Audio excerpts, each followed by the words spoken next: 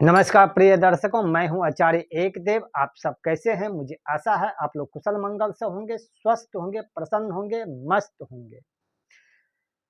आज हम बात कर रहे हैं शनिदेव शतभिषा नक्षत्र के चतुर्थ चरण में गोचर कर रहे थे और 7 अप्रैल को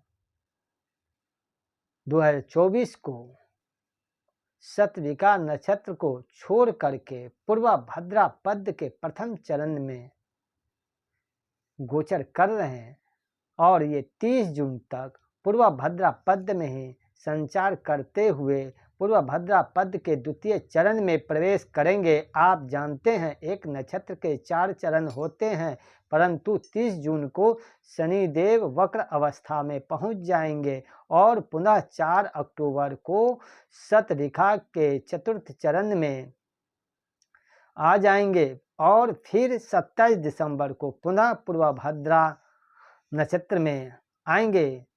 प्रिय दर्शकों, यदि आप मेरे पुराने दर्शक हैं तो आप पूर्व में शनि देव के नक्षत्र चरण से संबंधित जानकारियां जो कि मैंने लेकर आप सबके सम्मुख उपस्थित होता रहता हूं, उसके बारे में आप जानते हैं। और अगर आप मेरे नए दर्शक हैं तो आपको यह जानकारी अवश्य होनी चाहिए। वर्तमान समय में 7.5 3 राशियों को चल रही है, मकर को, कुंभ को और मीन राशि को।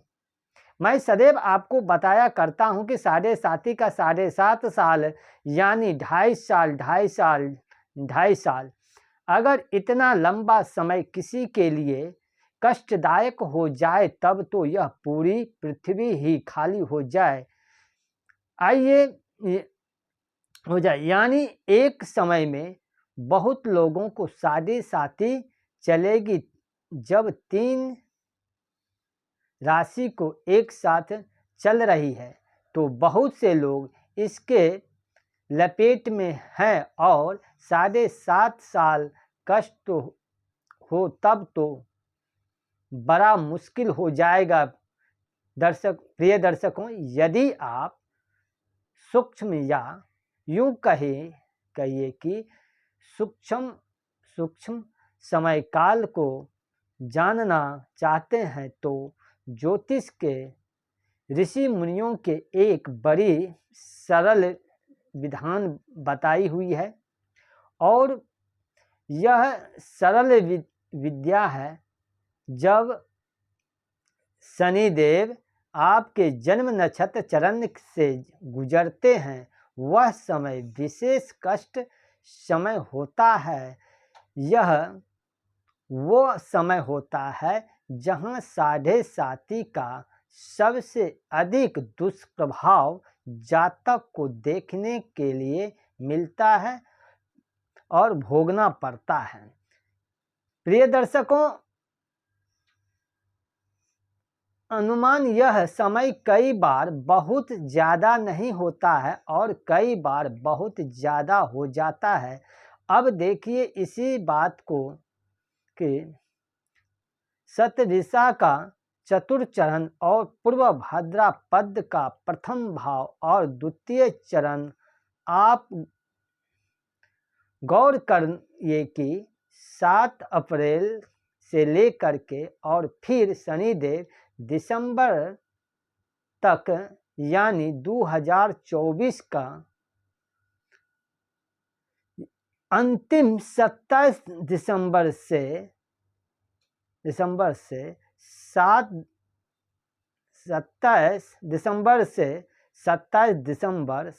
अप्रैल से 27 दिसंबर तक समझ लीजिए कि इन्हीं 2 नक्षत्रों और में इन दोनों नक्षत्रों के 3 चरणों में भ्रमण करते हुए जाएंगे। वक्र होने के कारण सदैव कहा करता हूं कि ऐसा नहीं है कि 7.5 का समय सबके लिए बेहद कष्टदायक होगा। 7.5 का ही समय सर्वाधिक सर्वोत्तम तम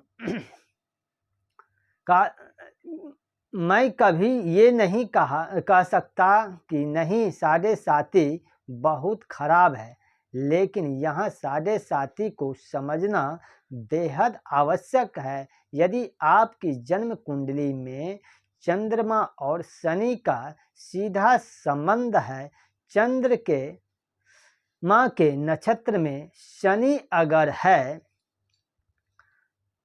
उस अवस्था वाली बात हो या चंद्रमा शनि देव के नक्षत्र में है, ऐसी स्थिति है तो आपके लिए जब 7.5 का समय आता है तो यह बेहद कष्टदायक चंद्रमा के साथ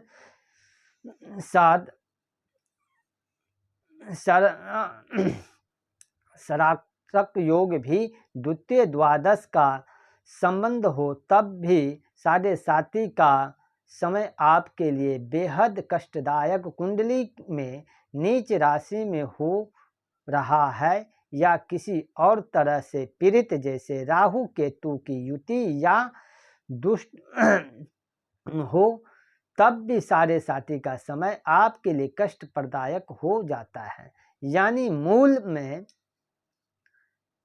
यही कि चंद्रमा किसी तरह से यदि पीड़ित है आपकी जन्म कुंडली में, तो संभव है कि 7.5 का यह समय, यह काल आपके लिए कष्टदायक होगा। आप एक 7.5 के 7.5 या साल आप कुछ कीजिए ही मत भाई। हम यह बहुत एक लंबा समय है कि हम अपने समय तक कैसे बैठे रहें, इतने समय तक हम कैसे बैठे रहें। और यही तय है कि अगर आपके गलती हुई, जो जितना किया भरा है सब बर्बाद हो जाएगा। और यानी जी फिर अगर आप मध्याह्न करें तो समझ ले, तो फिर यह तो समय अब शनिदेव आपके नक्षत्र चरण से गुजर रहे हो या समय होता है, यहाँ आपको बहुत सचेत हो जाना चाहिए। मूलतः देखा जाए तो यह पीरियड, यह समय 90 दिन से ज़्यादा का नहीं होता है। समझ रहे हैं, कहाँ 7.5 के 7.5 साल और कहाँ मैंने आपको 90 दिन का पीरियड बता दिया।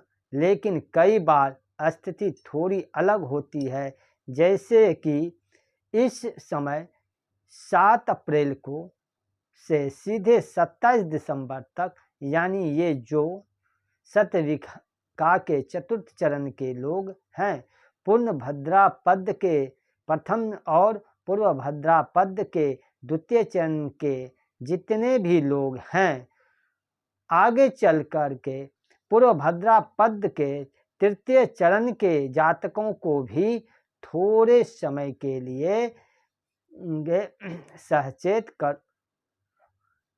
करूँगा। लेकिन मूलतः पूर्वभद्रा पद के प्रथम, द्वितीय और शतविखा के चतुर्थ चरण, यानी यह सब कुंभ राशि के अंतर्गत ही लोग हैं। आपके बहुत सचेत हो जाना चाहिए। देखिए, ठीक मैं मनुष्य का जो काम है वो करना ही चाहिए। हाथ पर हाथ धर के बैठे रहेंगे तो ऐसा नहीं है। यह आपको कष्ट नहीं देगा। आप ये आपने अपने बहुत सारे जंजाल कारोबार का फैला रखे हैं, आपका व्यापार है, आपका काम है। अब हाथ पर हाथ धर के बैठे रहना ही नहीं, जा सकता है, लेकिन क्या करें इस समय मैं हम क्या करें कि हम बहुत परेशानी में न आए। फिर सदैव एक बात करता हूँ, जो लोग कभी आपके सामने खड़े होने की हिम्मत नहीं करते थे, वो लोग आपकी बराबरी में बैठकर के और आपको आपका ही बिजनेस समझाने लगेंगे। क्या करना है और कैसे करना है, इस पर अपनी राय आपको देने लगे। ऐसे देखिए कि मैंने किसी का यहाँ अपमान नहीं ये खाली बात नहीं कर रहा हूँ, मैं यह बताने की बात कर रहा हूँ कि कई बार ऐसा होता है, आप जॉब में हैं, आपके नीचे का कोई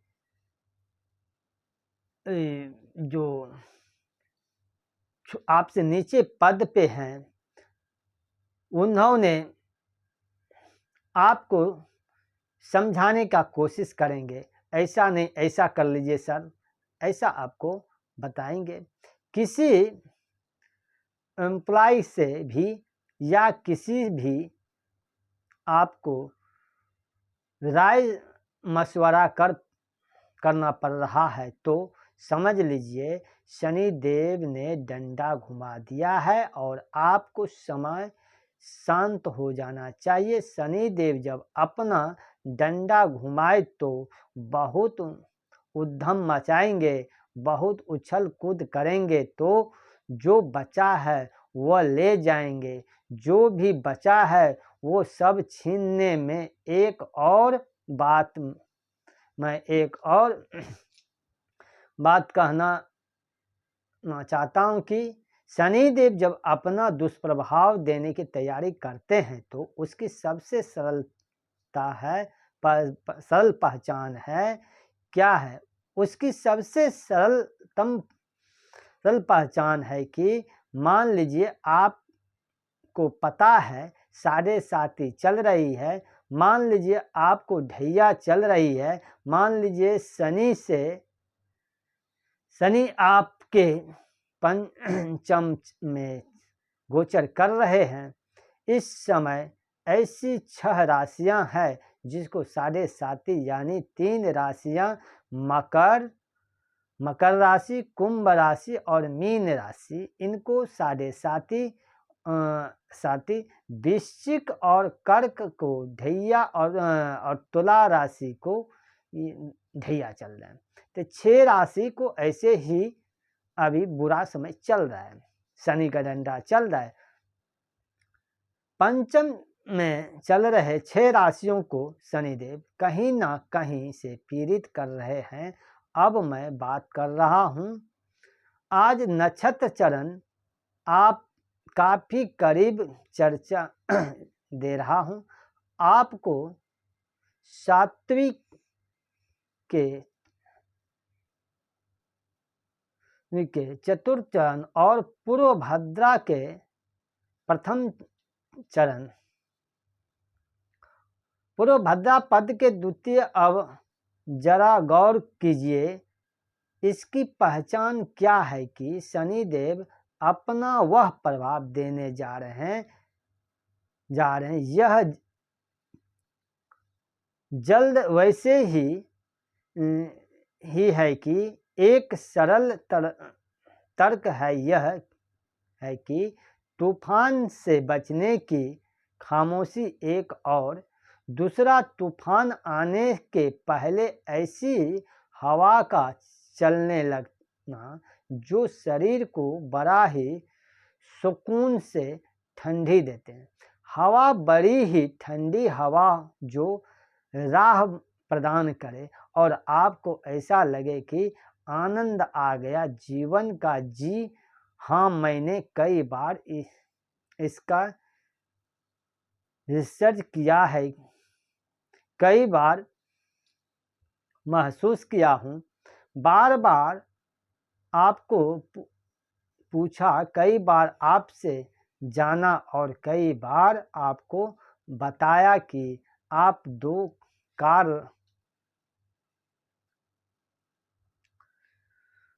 रहे हैं और 4 का रिजल्ट आ रहा है, तो समझ लीजिए यह बहुत बुरा खतरनाक स्थिति है। यह बहुत सुखद स्थिति है नहीं है। यह वह खामोशी है जो आपके करीब पहुंचती जा रही है और जहां आप लापरवाह हुए हैं। सीधी से महसूस करते हैं कि आप महसूस कीजिए कि मैं जो चाहता हूं वही हो रहा है, जैसा चाहता हूं वही हो रहा है। और एक बार इस भाव जाल में आप फंसे पकड़े जाएंगे। यह तो टाइम है जो 3 चरणों की चर्चा कर रहा हूं। कुंभ राशि के अंतर्गत शतभिका का चतुर, पूर्वभद्रा पद का प्रथम, द्वितीय। और आप जरा सचेत रहिए, प्रयत्न कीजिए। वैसे तो बहुत लंबा समय है क्योंकि शनिदेव वक्री हो गए क्या जाए। जब वक्री हो जाए शनिदेव तो क्या किया जाए। प्रयत्न कीजिए, यही कीजिए कि कोई नया कार्य प्रारंभ शुरुआत करने मत कीजिए। कैरियर या आपका व्यापार जैसा चल रहा है आप उसी तरह से चलने दीजिए। उसमें जरा कुछ फेर बदल नहीं करना चाहिए। काम जैसा चल रहा है, आपकी नौकरी जैसी चल रही, उसमें कोई नहीं अपन टाइम टेबल जाए, अपनी काम से काम मतलब रखें। और ना तो उस टाइम आप कोई अपना सैलरी का बढ़ाने की बात करें, ना पद बढ़ाने की बात करें। जो चल रहा है उसी को चलने दीजिए। छेड़छाड़ की आवश्यकता नहीं है। बहुत छेड़छाड़ ना करें।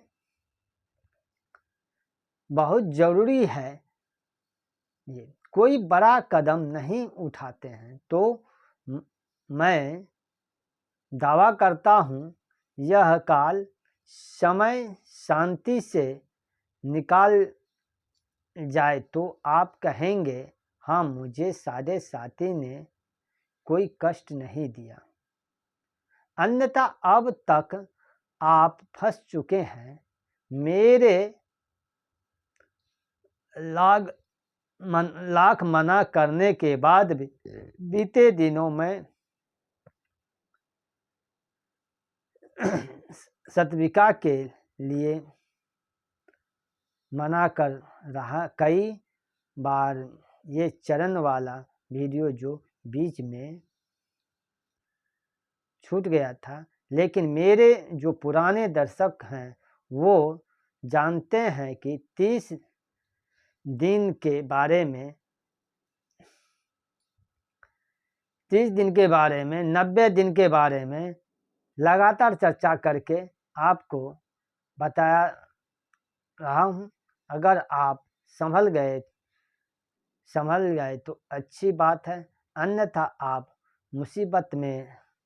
अब और कुछ जानकारी ऐसा नहीं है कि सबके लिए शनिदेव खराब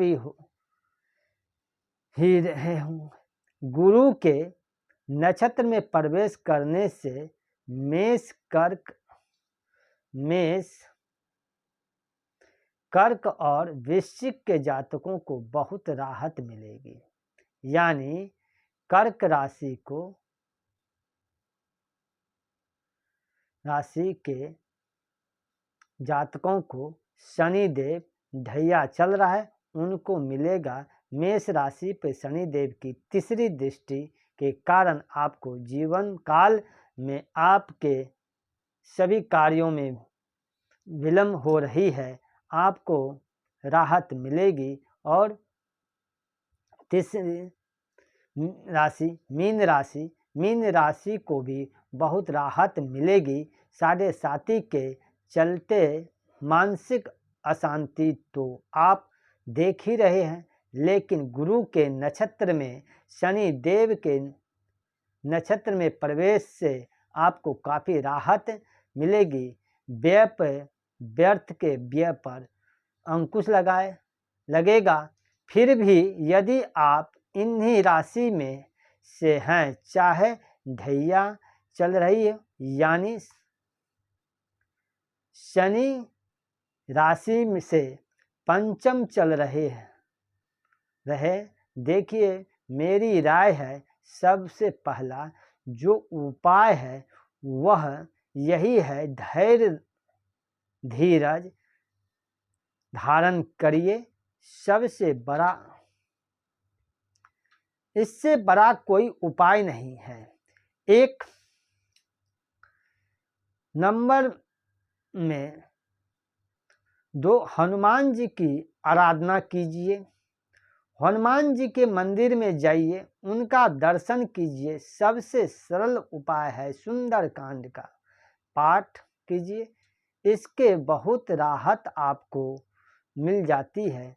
पीपल वृक्ष के जड़ को शनिवार के दिन जल दें, सींचना या उपाय आपके लिए बहुत श्रेष्ठ है। लोही मीन राशि, कर्क राशि, वृश्चिक राशि के जातक शनिवार के दिन छाया दान करें। कांसे के पात्र में सरसों का तेल लेकर अपना मुंह उसमें देख करके, चेहरा देख करके उसको दान कर दें। इसकी वो भी आपको राहत मिलेगी। सबसे जरूरी उपाय है शनिवार मंगलवार के दिन हनुमान चालीसा मान जी के मंदिर में जाइए। सुबह जाइए, शाम जाइए, जब आपको समय मिले तब जाइए, उनका दर्शन कीजिए और विश्वास मानिए, इतना भर भी आप कर ले तो आपको राहत मिलेगी। और फिर सबसे अंत में जितना हाथ पांव कम मारेंगे उतना ज़्यादा सुरक्षित रहेंगे। तो मेरी राय बस इतनी है, हाथ पांव कम से कम मारिए। और इसी के साथ जो है भाद्रपद जब चरण परिवर्तन करेंगे शनिदेव, तब भी आपको एक बार अवश्य उपस्थित आऊँगा आपको बताने के लिए। आप जरा सचेत हो जाइए, सचेत करने के लिए, और आप आगे और अपना सुरक्षित रहेंगे। इसी के साथ अपनी वाणी को यहीं पे विराम देता हूँ। स्वस्थ रहिए, प्रसन्न रहिए, मस्त रहिए, रहिए और प्रेम से बोलिए राधे राधे।